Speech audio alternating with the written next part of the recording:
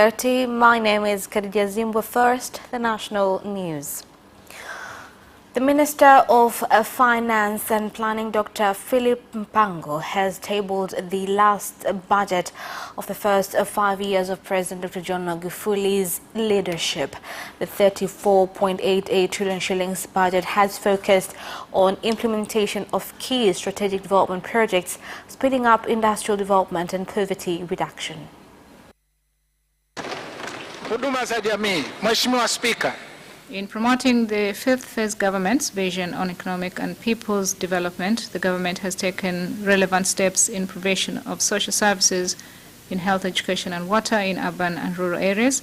In provision of health, achievements seen during this phase of leadership until April 2020 includes the improvement to the health infrastructure by building dispensaries 1,198 and 487 health centers, district and municipal hospitals 71, 10 regional referral hospitals, 3 zonal referral hospitals, an increase in medicine and medical equipment budget from 31 billion shillings in 2015 to 269 billion in 2019, which includes availability of essential medicine in health centers reaching 94.4% in 2020. Mr. Chatat Muhandis Shadrach, we've started with this because it is urgent. However, the long-term plan is to construct a diversion so this problem does not reoccur. President Dr. John Magufuli has pardoned commissioners from the rescue and fire force, including the former Commissioner General of the Force, Tobias Ndengenye, who had been implicated in allegations of entering into a bad contract with worth more than 1 trillion shillings. President Magufuli pardoned the officers during the inauguration of the headquarters of the rescue and fire force in Dodoma City. Jengo hili ambalo mmejenga kwa juhudi zenu ni mfano mzuri na ninajua haya yalikuwa ni mawazo. This building which you built through your hard work is a good example. I know this was the vision of the former Commissioner General, so those of you present here pass this message to him that I've forgiven him because he asked for forgiveness about 3 times and I've forgiven him. But in this capacity, he will not return. You will see him in other areas. So Masonga, you should not be worried that you will be asked to leave. You are staying on, so reforms meant to happen can take place. Tumepata fedha za msamaha. IMF Board of Directors has today pardoned us $14.3 million that was owed in tax on outstanding debts.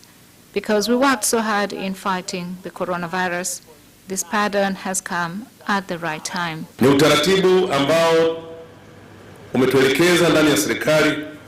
It is a system that is being used by the government in force account rather than using a long system for procurement which was costly in construction. Kuna nyumba za familia 49 tu. There is housing for only 49 houses. 2,418 outstanding. Given the importance of provision of housing for our officers in increasing efficiency, we have acquired land in various parts of the country. Pata viwanja kwenye maeneo mbalimbali nchini. 8 people were killed and 5 others injured after a lorry with registration numbers T322 DCB collided into a tractor, which in turn crashed into a mini commuter bus at Kisasa area, Magu district, Mwanza region. Maelezo ambayo tumeyapata kwa mashahidi wa eneo la tukio kwamba kulikuwa kuna tractor liko mbele yake.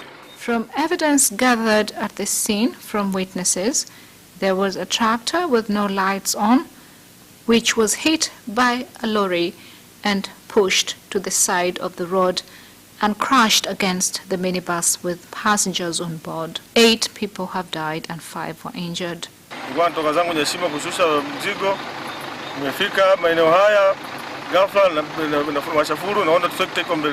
I saw a tractor in front of me, so I tried to swerve, but I couldn't.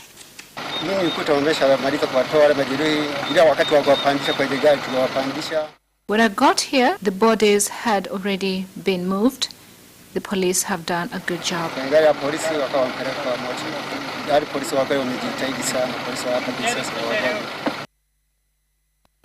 The Prevention for Combating of Corruption Bureau (PCCB) has started to interrogate members of parliament from opposition Chadema party following allegations of misuse of MPs' contributions. The interrogation exercise was held at PCCB headquarters in Dodoma and started with Mayor Urban Member of Parliament Joseph Milinyi, was followed by Kilombero MP Peter Lijuakali. Other members of parliament also questioned today include Iringa Urban MP Peter Msigwa, opposition chief whip, and MP of Bunda Urban Esther Bulaya, Kawe MP Halima Mdee, Momba MP, who had crossed over to CCM David Silinde, and Tarime Urban MP Esther Matiko.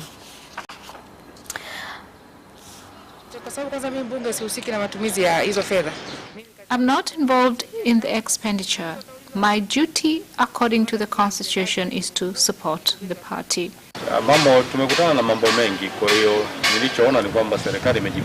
We've been faced with a lot. The government is prepared and requires concerned MPs to tell the truth so everything runs smoothly.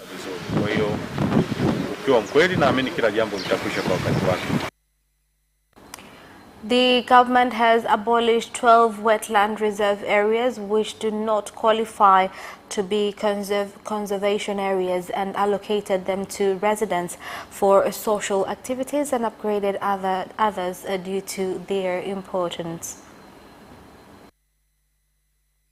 Tumetizama yale tunaita mapori tengefu.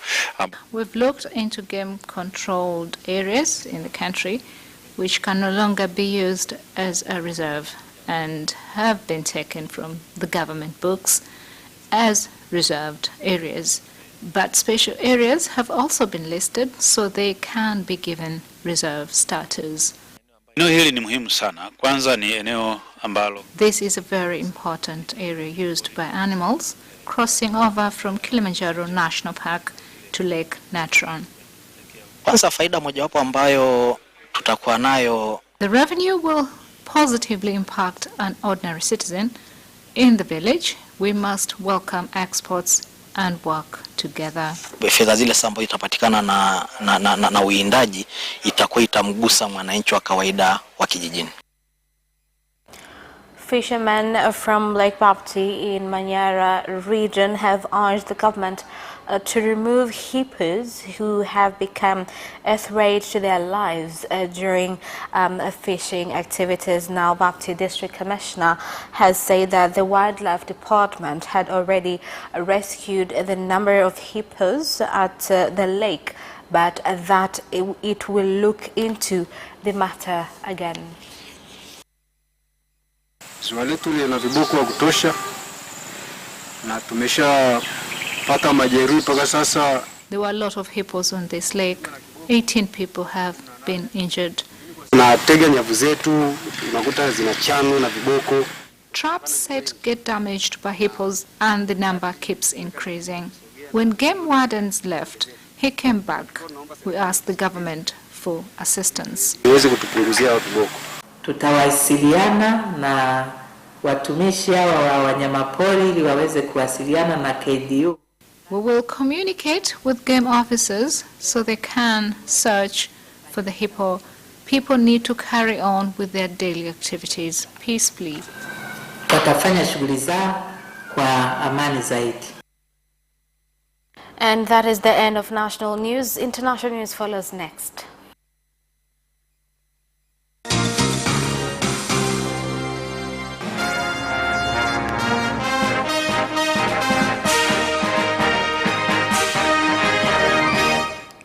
Welcome back, and in international news. Kenya's Treasury Oku Yatani tabled the country's 3.2 trillion shillings budget for the year starting July 1st, which includes new taxes on items such as cooking gas, bread, and a stimulus package to jumpstart the economy hit by the coronavirus pandemic.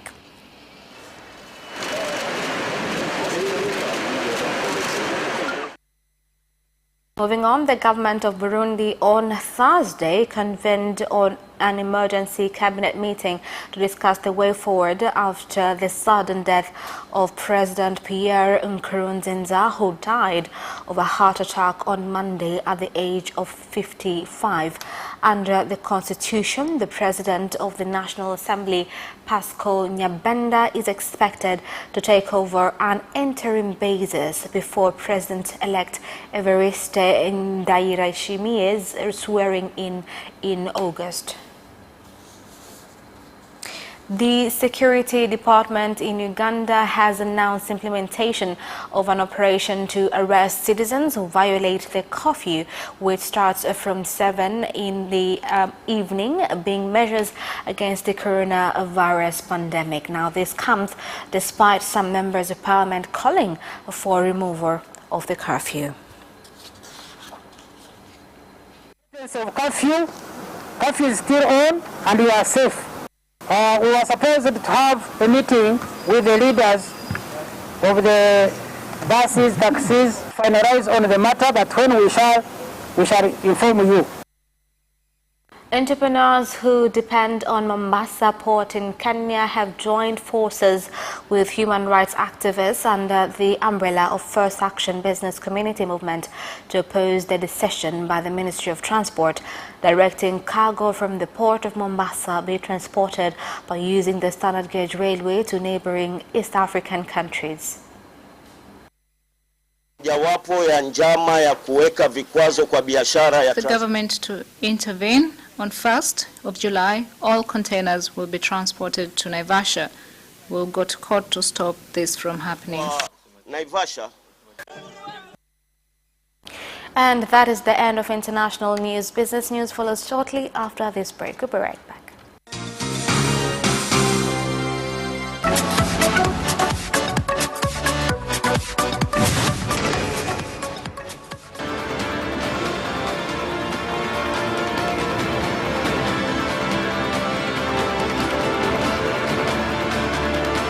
Watch Business Edition as we talk to business leaders and experts in sectors that are transforming Tanzania's economy.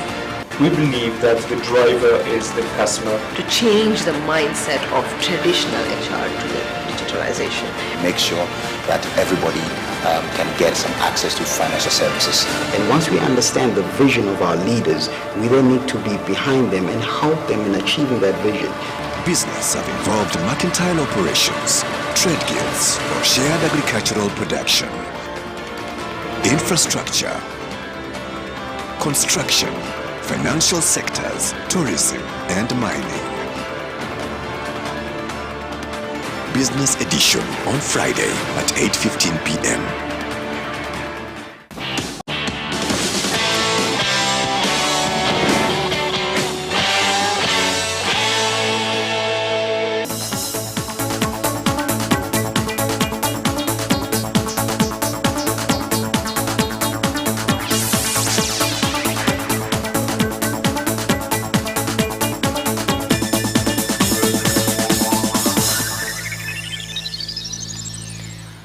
Welcome back, and in business news. Tanzania Railway Corporation has announced the resumption of passenger and cargo train services between Dar es Salaam and Kilimanjaro regions, which were suspended a month ago due to floods at Boiko and Hedaru areas caused by rains. Kwa hiyo habari njema pamoja na yale yaliyotokea kwa muda wote huo, lakini habari njema ni kwamba tumefungua njia rasmi. Na hiyo trend uliyoona kama inapita imechukua vifaa vya kwenda, ambao tuna ujenzi wa kuendelea Arusha, kufika Arusha. Tuko kama kilomita 44 sasa hivi. Bado kama kilomita zingine 42 za utandikaji. Kwa hiyo trend uliyoona ya mzigo, baadhi ya mzigo ni reli ambazo zinapelekwa Arusha kwa ajili ya kuendelea na utandikaji.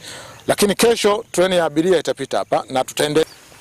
Mpango upo. Tumeanza kwanza na hii kazi ya awali kabisa ambayo ni ya haraka ya hapa tuna matumaini kwamba bado itakuwa ni nzuri sana, manake tunaendelea kunyanyua hatua kwa hatua mpaka tufikie sentimita 60. A day after the government of Zanzibar opened its doors to tourists, the Minister of Information and Tourism, Mahmoud Thabit, has met with stakeholders in the sector to discuss on the way forward to revive the sector hit hard by the coronavirus pandemic. The government has announced that we are reopening, but how this is going to happen is important for stakeholders and the government to speak with one voice. A lot of tourists have inquired about the statistics, but we need the government to make an announcement on the statistics. And that is the end of business news. Sports news follows shortly.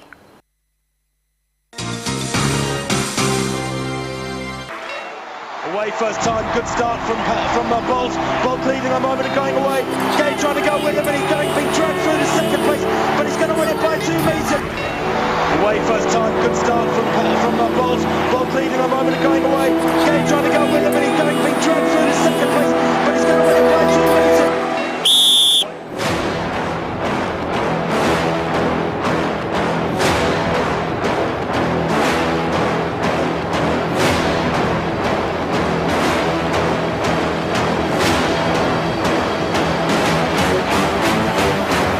Opposition, Joaquinho, he did lose to Lynn.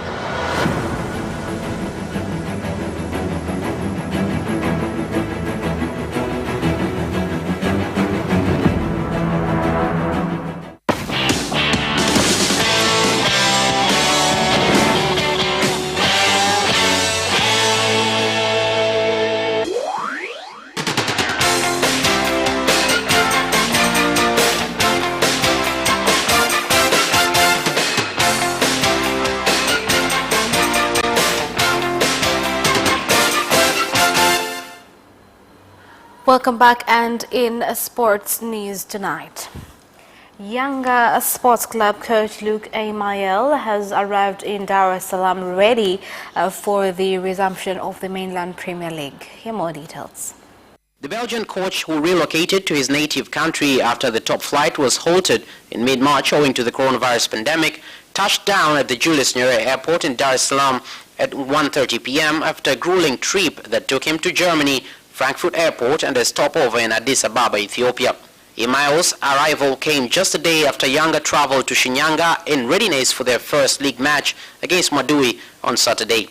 However, it is understood that there were no Yanga officials at the airport to receive the coach, who has on many occasions accused the club of not facilitating his quick return to Tanzania. Aston Villa and Tanzania forward Mbwana Samata has revealed his superstitious beliefs.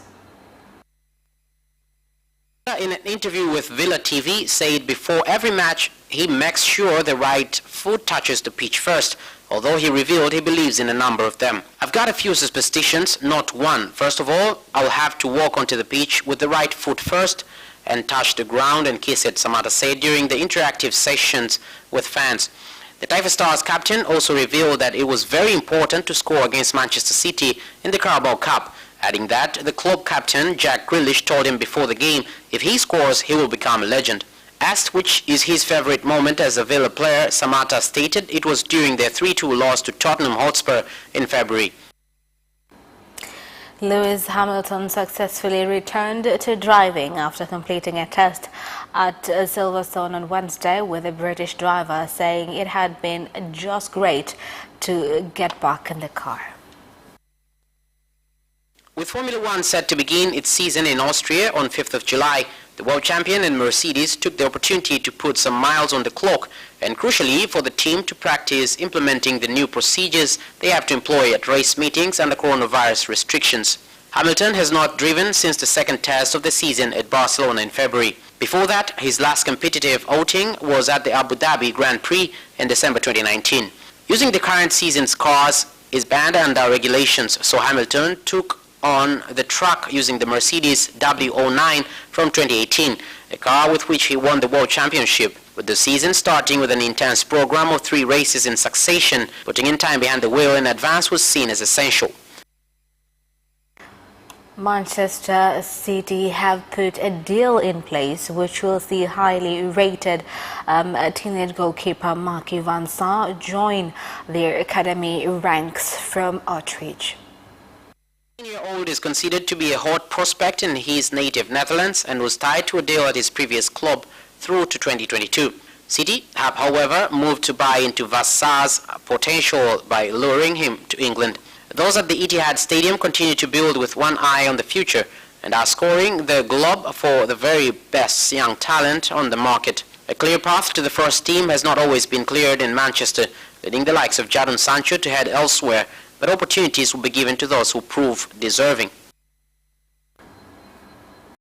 Shrewsbury Town Chief Executive Brian Cardwell has hit out at Jurgen Klopp in Liverpool, accusing the Reds of breaching FA Cup rules while costing the league one club money in the process. Here's more on the story. Shrewsbury faced off in the FA Cup in January, with the lower league side coming from behind to raise a 2-0 deficit to secure a draw and, more importantly, a replay at Anfield. However, with Liverpool's focus elsewhere, Klopp immediately announced that he and his senior players would not take part in that replay, with under-23 coach Neil Critchley taking charge of a youth-filled squad instead. Klopp said that he would instead use the time to give his team a proper winter break, with the Premier League having agreed to give clubs a brief respite for the first time. And that sports item ends our news bulletin for tonight. My name is Khadija Zimbo. Thank you for watching and good night.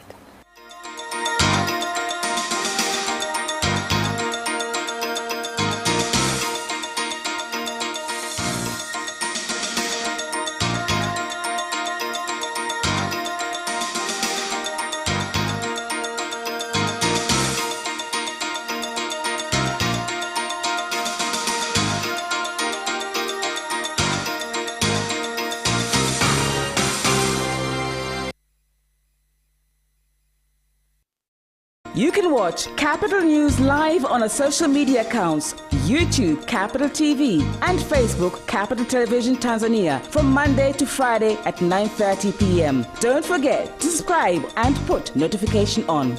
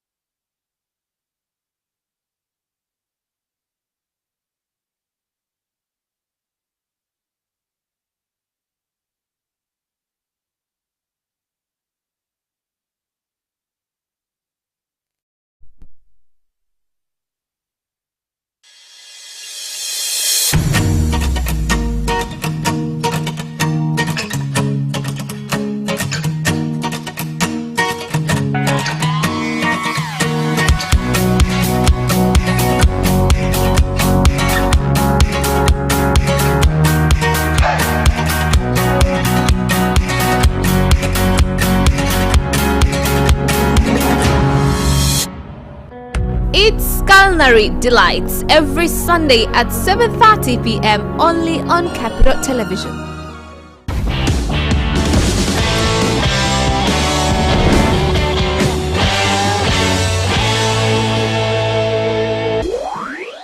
Furaha ya mmea ni kuona ukiwa hai kwa rangi yake maridhawa ya kijani.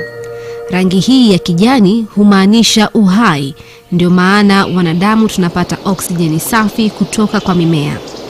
Inaaminika mwanadamu anapoona mmea wowote, kuanzia miti, majani, mboga mboga au hata maua, hupata hisia ya kuwa hai. Katika aina zote za mimea, maua ni kitu ambacho huleta furaha, utulivu na bashasha pindi unapoyaona kutokana na uzuri wake. Uzuri wa maua hutokana na rangi yake, harufu yake, umbo lake na hata tabia zake. Hata hivyo, asilimia kubwa ya watu hupenda maua aidha kwa rangi yake na harufu yake. Napenda maua sababu ni kitu ambacho nilikuwa napenda tokea nikiwa mdogo nasoma. Maua napenda kuyaona mazingira yote tuseme. Napenda kuyaona mazingira yote hususani nyumbani. Nimekuwa nikiyapenda maua toka nikiwa mdogo. Nadhani wengi wanafahamu kwamba maua ukiyapenda ukiwa mdogo ni vizuri, hata ukikua pia utayapenda hivyo hivyo. Mimi nafurahia kuyaona yakiwa kwenye sehemu ambayo ni rafiki kwa jamii, kwa maana mazingira ambayo yanapendeza, sehemu ambazo wengi wanafika pale. Sehemu yoyote ile ambayo ina maua yamependeza, basi kwangu nafurahi tu pale ninapoyaona. Uotaji wa maua hutokea mahali popote, huenda yakajiotea tu au mara nyingi hupandwa na mwanadamu. Maua ambayo hujiotea yenyewe huweza kutwa njiani au hata porini. Maua yanayopandwa na mwanadamu hupandwa kwa lengo la kuongeza mvuto katika maeneo tofauti, kuanzia majumbani, maofisini, hospitali, sehemu za ibada, mahoteli au migahawa, katika maeneo ya wazi na kadhalika. Ijapokuwa maua hujiotea, lakini asilimia kubwa ya maua yanayopandwa hutokana na mbegu. Asilimia kubwa ya watu hupata mbegu vitaluni. Dar es Salaam ni mji ambao umeendelea kukua kwa kasi kubwa sana. Kuna barabara za kisasa, magorofa yanayokwenda na wakati, pamoja na miundombinu mbalimbali zinazofanya mji huu uwe mji wa kibiashara haswa. Mbali na miundombinu hiyo, maua yamekuwa sehemu ya kunakshi mji huu, hasa vitalu vilivyopo kando kando mwa barabara. Mara nyingi tunaanzisha sehemu za barabara pia kwa sababu ya ndio sehemu ambazo biashara huwa inaonekana. Na ndio humo ambapo wateja wanapita, kwa hiyo ni rahisi sana kufanya biashara. Sisi tunategemea sehemu ambayo inakuwa ina barabara pembeni. Ile nafasi inayobaki ndio tunayoitumia kwa ajili ya garden. Tanzania ya kijani